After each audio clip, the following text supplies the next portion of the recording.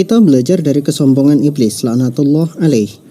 Kekafiran iblis bukan karena dia menyembah kepada selain Allah, bukan tidak mau beribadah kepada Allah, tetapi kekafiran iblis itu karena sombongnya ia terhadap dirinya sendiri. Ia menganggap dirinya paling mulia dan paling layak untuk dimuliakan. Iblis adalah bangsa jin. Dalam sejarahnya, iblis dulu bernama Azazil. Ia adalah salah satu hamba Allah paling soleh dan paling baik yang pernah ada pada saat itu.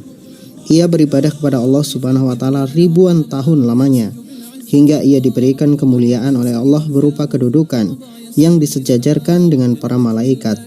Bahkan iblis pernah diberikan 600 sayap sebagaimana Jibril punya 600 sayap.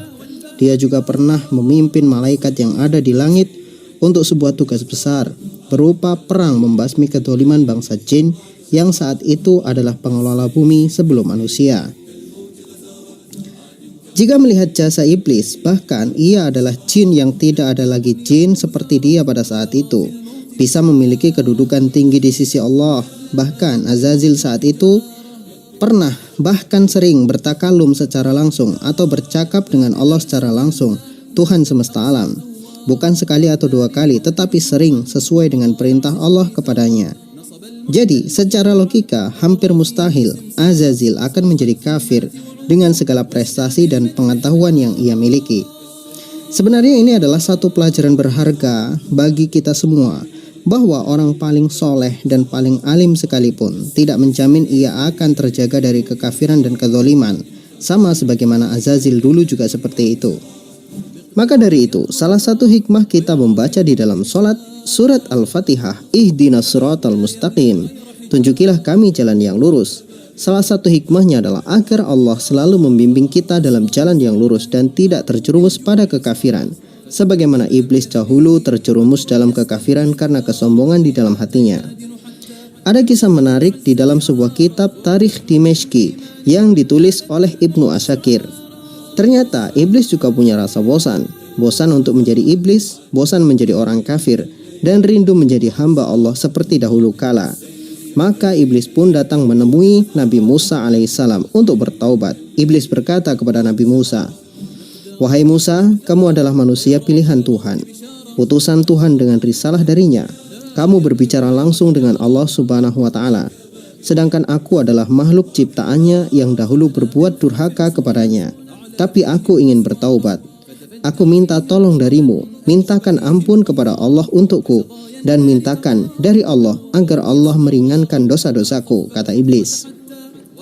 Nabi Musa yang merasa kasihan pun menyanggupi permintaan iblis, dan beliau pun berdoa kepada Allah Subhanahu wa Ta'ala meminta petunjuk bahwa iblis ingin bertaubat dari segala dosanya dan ingin menjadi hamba Allah yang taat seperti dahulu kala.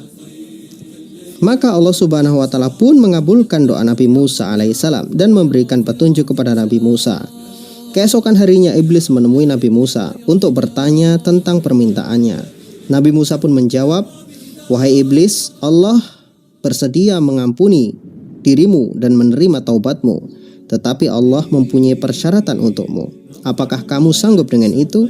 Mendengar perkataan Nabi Musa alaihissalam, iblis pun bergembira.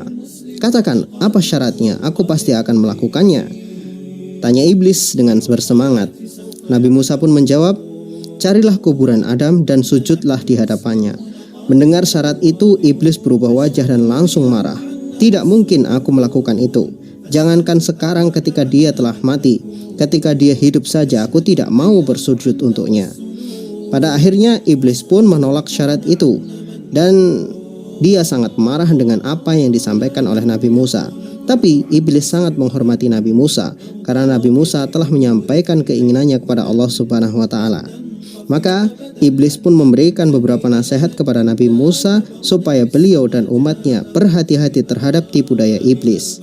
Di situ iblis sampaikan bahwa iblis akan datang kepada manusia pada 3 waktu, yaitu saat manusia marah. Di saat itu iblis akan membisikkan kejahatan di hati manusia. Iblis akan menguasai pandangan manusia dan masuk melalui darah manusia. Kemudian ketika terjadi peperangan, iblis akan membisikkan kepada orang-orang beriman hal-hal yang dapat meragukan hatinya, sehingga ia akan lari dari medan perang dan meninggalkan untuk membela agamanya. Kemudian pesan iblis yang terakhir adalah, Iblis akan datang kepada manusia ketika ada laki-laki dan wanita yang bukan mahram duduk berduaan. Maka iblis akan menjadi yang ketiga untuk membuat laki-laki dan wanita itu berzina. Inilah kisah yang bisa menjadi satu pelajaran besar bagi kita, bahwa sampai kapanpun seseorang tidak akan mendapatkan hidayah sampai dia membuang rasa sombong di dalam hatinya. Maka jangan heran mengapa orang kafir menjadi semakin kafir, sebab kesombongan di hati orang kafir tersebut akan terus mendorongnya untuk menolak kebenaran. Dan berhati-hatilah terhadap jebakan setan pada manusia. Sesungguhnya setan akan terus datang kepada manusia untuk menjerumuskan manusia ke dalam neraka, sebagai teman yang menemaninya nanti di dalam neraka. Naudzubillah, tsumma naudzubillah. Wallahu a'lam bishawab. Semoga bermanfaat.